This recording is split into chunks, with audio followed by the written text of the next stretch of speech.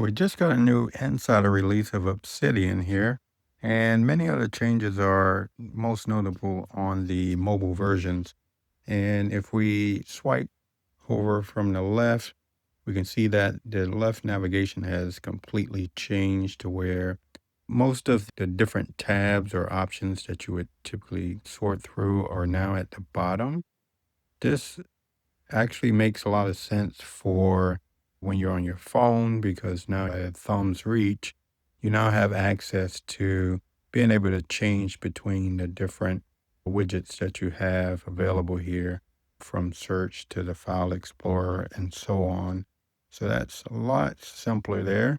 We can see the bottom here looks pretty clean where you can get to the different controls from the bottom. And if we go to the settings, you can see the UI is a lot cleaner here and more reminiscent of what many of the older apps, I remember there's different applications that would have this particular look, but this looks actually pretty nice here on the mobile side of things.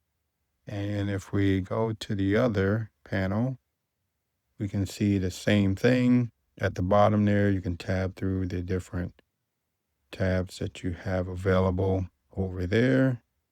And at the top, we can see so this one's on the file properties, how it's showing the file properties up there where there's this huge gap here at the bottom where it's blank. So not entirely sure about this look. It does look a little weird here, how everything's pushed to the top there.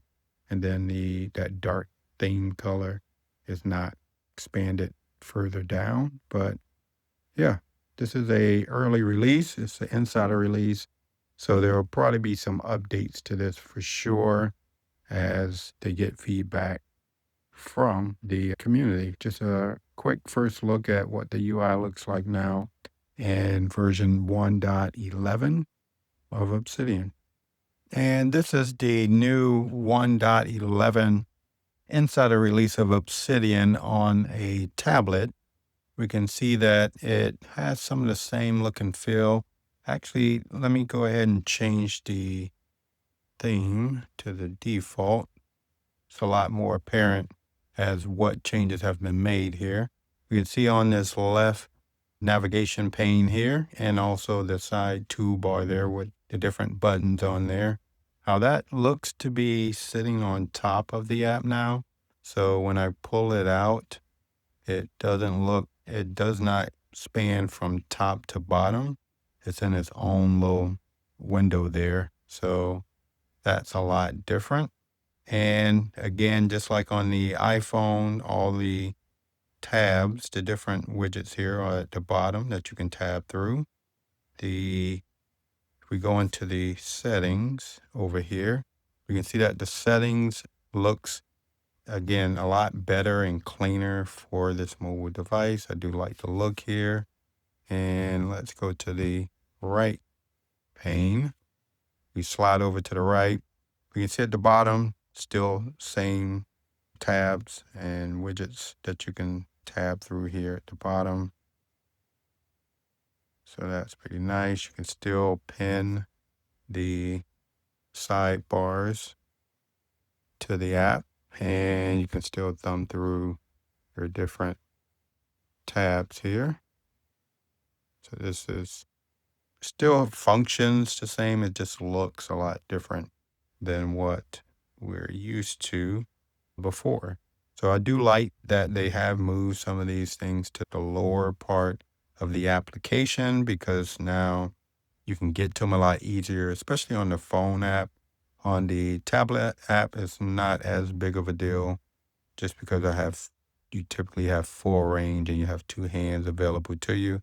But yeah, it is what it is. So looking somewhat nice. This is on iOS 26 or iPadOS 26. And one thing I don't like on the iPad, and this is more the OS itself, is that so you can see the time up in the left corner of the app.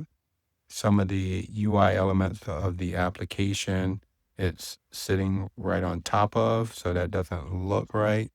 And if we were to resize the app, we can see how the dots over here in the corner where you can close, minimize, or expand, see how they sit over the buttons there of the app on the side. Don't really like that per se. On the right side, I can tap that.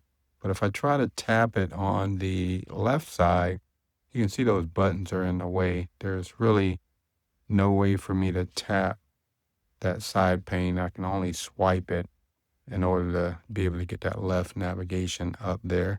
And if I go back full screen, it's a lot easier to get to it because those three dots are up here at the top in the center. So not too sure why Apple can't make it so those three dots are in the center all the time. That's something obviously outside of Obsidian's control, but Apple needs to really fix that because it's gotten in the way of decade-old UI element standards that they've had in place with these different controls and buttons for navigating through the app. So yeah, that's going to be it for this video. Hope you like the content. Don't forget to like and subscribe to the channel. And until the next time, have a nice day.